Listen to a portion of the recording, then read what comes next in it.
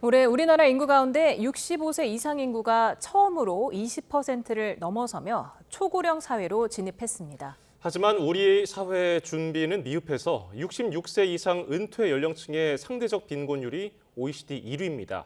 통계청의 고령층 통계 내용을 이승은 기자가 전합니다.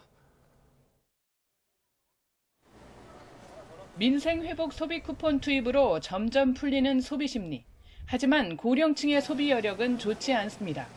노후 준비가 안 돼 있는데 각종 연금을 합쳐도 평균 70만 원이 안 되고 자산은 부동산의 80% 이상 편중돼 있습니다. 큰 돈을 못 버니까 그걸 병원비에 보충을 해야죠. 그 나이 제한이 많기 때문에 나이 때는 마음대로 안 되는데 일자리를 좀 말했으면 좋죠. 올해 우리나라 65세 이상 인구는 1,051만 4천 명, 전체 인구의 20%를 넘어 한국은 초고령 사회가 됐습니다. 하지만 66세 이상 은퇴 연령층의 상대적 빈곤율, 중위소득 50% 이하 비중은 한 해 전보다 0.1%포인트 늘어 지난해 39.8%를 기록했습니다. 2022년에도 우리나라 은퇴 연령층의 상대적 빈곤율은 OECD 33개국 중 1위였습니다. 생활비가 빠듯하다 보니 65세 이상부터 70대까지 일을 하고 싶은 사람의 비중은 57.6%였습니다.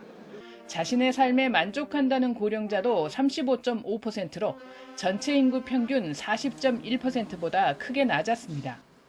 65세부터 노인으로 분류되지만 일하는 고령자와 기대 수명이 늘다 보니 고령자 스스로 체감하는 노인의 기준은 평균 71.6세였습니다. 하루 생활시간 구성도 변화가 있었습니다. 5년 전과 비교해보면 일하는 시간과 운동하는 시간, 외모관리 시간이 늘었고 특히 ICT 이용 시간은 3배 늘었습니다. 수면 시간과 병원에서 보내는 시간은 줄었습니다. 여생에 대한 결단도 뚜렷해지고 있습니다.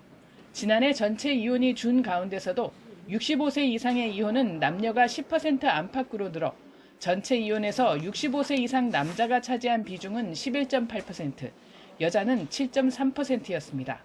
또 고령자의 84%는 무의미한 연명 치료를 원치 않는다고 답했습니다. YTN 이승은입니다.